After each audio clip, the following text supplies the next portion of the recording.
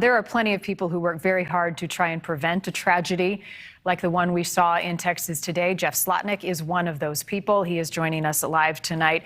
Jeff, you and I have spoken many times over the years, usually following events such as this, and it is hard to comprehend, but certainly in the last few years, mental health has risen to the surface and warning signs. And while we don't want to speculate on what may have happened prior to this shooting today, speak in generalities about what we should be looking for in people, red flags that should prompt us to do something in situations of concern. In my experience and what I've studied in other shootings that have occurred in the United States and overseas, very frequently, the shooter has communicated with somebody that they are going to engage in activity that becomes discovered later in social media posts, in chat rooms on Facebook, and so many other locations. What we need to do as a society is be aware of these and not just treat them casually. When we identify that kind of behavior, we have to be proactive in reporting that and getting that to the attention of the authorities. Not speculating, but in past incidents, I can tell you that this was not something that this individual thought about doing today. They've been thinking about it for some time. And I'm sure as facts become aware and the investigation continues, we're going to find out that there were warning signs and that this may have even been preventable. You know, it was shocking for me to hear, and I don't know, get your reaction here, Jeff, the president throwing out some numbers of shootings on school campuses in the last decade or so. We'll have to verify this, but he said close to 3,500 shootings since Sandy Hook in Newtown, Connecticut. This is what you do for a living, making our schools safe. Are our schools any safer than they were 10 years ago? Because a decade later, we've got another mass shooting and children killed.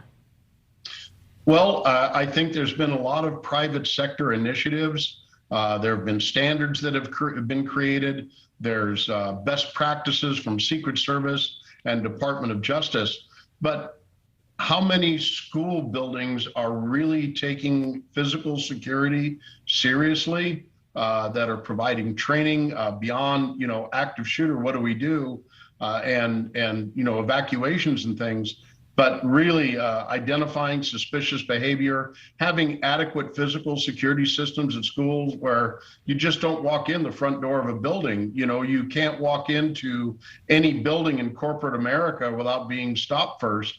We need to start looking at, in my opinion, we need to start looking at national requirements and regulatory requirements for school physical security. There's a lot of great information out there, but we have fire regulation for schools that's absolutely strict.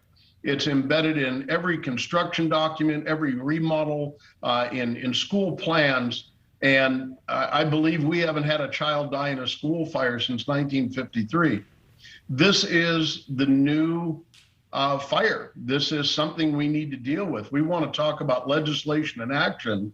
It's my opinion, we need national standards on physical security in schools that need to be incorporated nationally, that are going to make real changes in locking down school buildings, but keeping them open and welcome for students at the same time. But nobody should be able to walk right into a school building.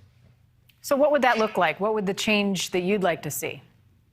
Well, in my experience, when I've done assessments of physical security for schools, one of the first things I see is, you walk in the front door of the building and the first thing you see is a sign that says all visitors report to the office, and the office is 100 feet down the hall.